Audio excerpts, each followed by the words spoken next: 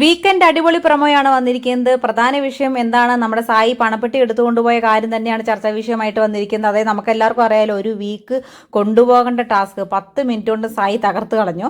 അപ്പോൾ ലാലേട്ടൻ ജാസ്മിനോടാണ് ചോദിക്കുന്നത്, ഇത് ശരിയാണെന്ന് തോന്നുന്നുണ്ടോ എന്ന്. അപ്പോൾ ജാസ്മിൻ പറയുന്നുണ്ട്, മാസ് കാണിക്കാൻ വേണ്ടി ചെയ്ത പോലെ എനിക്ക് തോന്നി, ആൾക്കാരുടെ എല്ലാ അവസരം പോയി എന്ന് പറയുന്നുണ്ട്. അഭിഷേകും പറയുന്നുണ്ട്, ആവശ്യക്കാർ എടുക്കട്ടെ, ആരും എടുത്തില്ലേ നീ എടുത്തോ പൊക്കോ എന്ന രീതിയിലൊക്കെ സംസാരിച്ചിരുന്നു എന്ന് അഭിഷേകും പറയുന്നുണ്ട്. അപ്പോൾ ജിൻഡോ പറയുന്നുണ്ട്, ആൾക്കൊരു 5 ലക്ഷത്തിന്റെ ആവശ്യമൊന്നുമില്ല എന്ന് ജിൻഡോ പറയുന്നുണ്ട്. ഋഷിയുടെ അഭിപ്രായം സെയിം തന്നെയാണ്, സെൽഫിഷ് ആയിട്ടുള്ള ഒരു ആക്ട് ആയിട്ട് തോന്നി.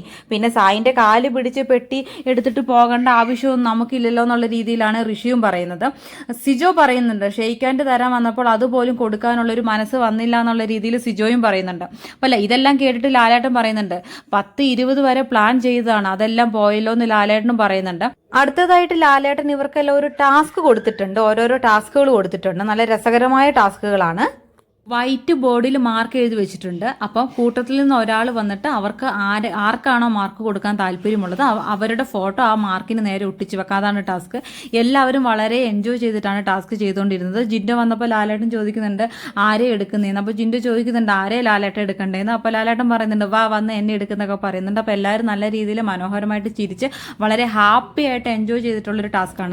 വീണ്ടും ഒരു വൈറ്റ് ബോർഡ് കാണിക്കുന്നുണ്ട്. അതിലെല്ലാ കണ്ടസ്റ്റന്റിന്റെ ഫേസ് വെച്ചിട്ടുണ്ട്. എവിക്റ്റഡ്, സേവ്ഡ്, റിസൾട്ട് പെൻഡിങ്, ഈ 3 ഓപ്ഷനാണുള്ളത്. അപ്പോൾ ലാലേട്ടൻ പറയുന്നുണ്ട്, എനിക്ക് വളരെ വിഷമമുണ്ട്, പക്ഷേ ഇത് ഒരു ഗെയിം അല്ലേ, അപ്പം ഇതിൽ എവിക്ഷൻ റൗണ്ട് ഇല്ലാതെ പറ്റത്തില്ലല്ലോ എന്ന് പറയുന്നുണ്ട്.